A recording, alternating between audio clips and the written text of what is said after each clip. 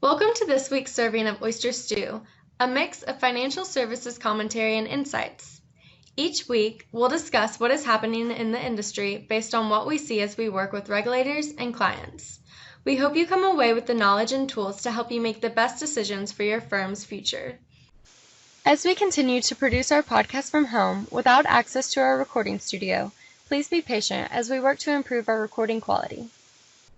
I'm Melissa Scatling, your host for today's podcast on the exposure of operational issues during transformations as well as acquisitions and mergers.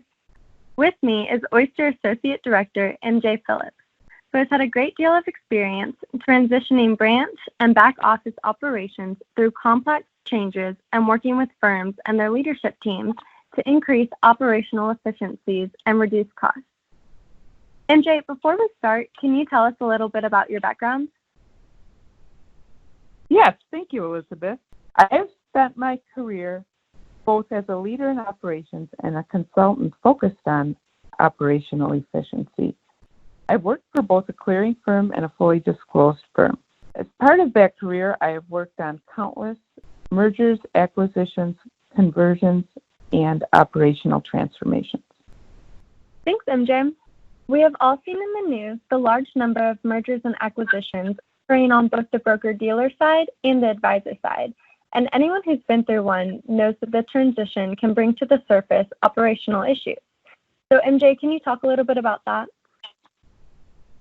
Yes, absolutely. The first thing a firm generally wants to focus on is the data conversion, which is obviously extremely important. However, what's equally important is the client experience.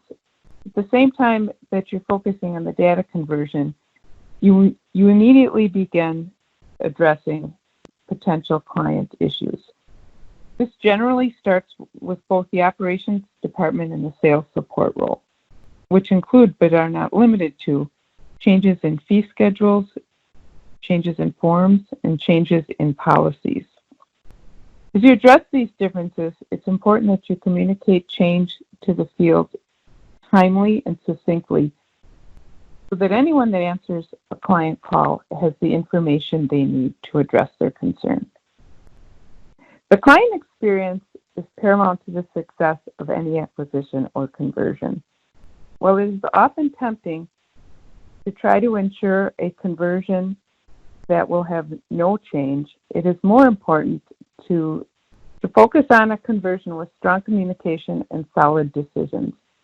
By taking the time prior to conversion to address potential gaps in procedures and decisions that need to be made, a firm will ensure not only a smooth conversion, but sound operating procedures going forward. In addition to conversions and acquisitions, can you also talk a little more broadly about your work with operations and branch transformation? Yes, thank you. I've had the opportunity to be involved in countless transformational projects in my career, both as a leader in operations and as a consultant. A couple of these opportunities that come to mind had significant impact, both in efficiencies as well as reduced costs and reduced regulatory risk.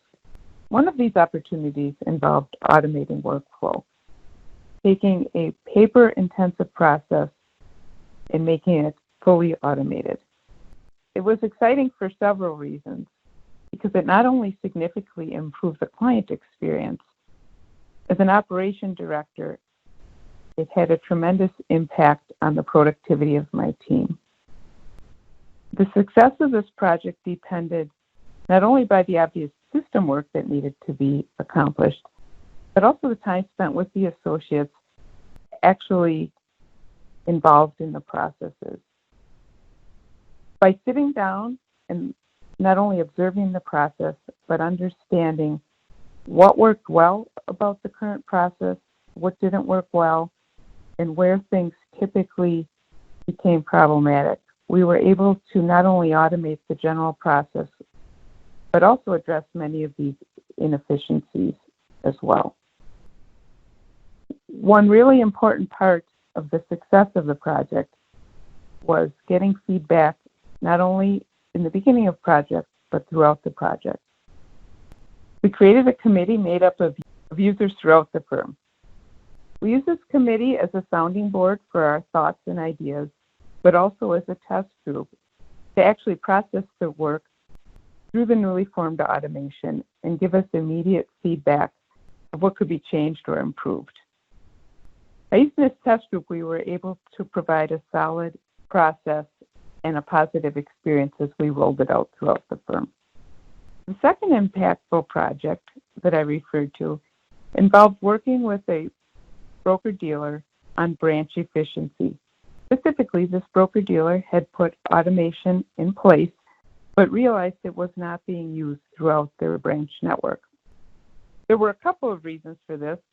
One, being that this is a firm that had done several conversions and acquisitions throughout the years and therefore had slightly different operating models throughout their network. The second reason the automation wasn't being fully utilized was related to not only training, but a lack of confidence in the new system.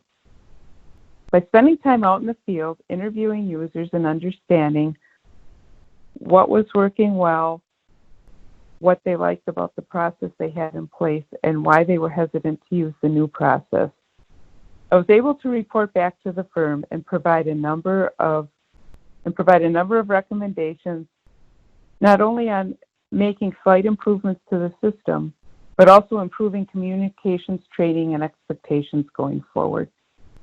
In both of these projects, it was apparent that ripping off the Band-Aid and requiring these processes to be used created the most successful outcome. The procedures are built with improved efficiencies, and by requiring branch operations to use the new processes, the associates were able to benefit from the improvements, which not only improved engagement, it also had a significant improvement on the client experience.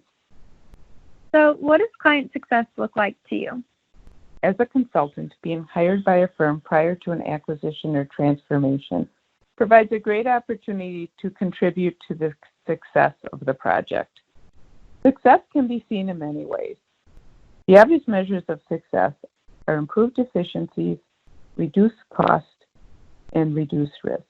However, the real measure of success, improved engagement and client satisfaction. However, as a consultant, the real success is knowing that a firm is operating as efficiently as possible, resulting in both improved employee engagement and a better client experience. Thanks, MJ. Thank you for taking the time to share your thoughts and experience with us.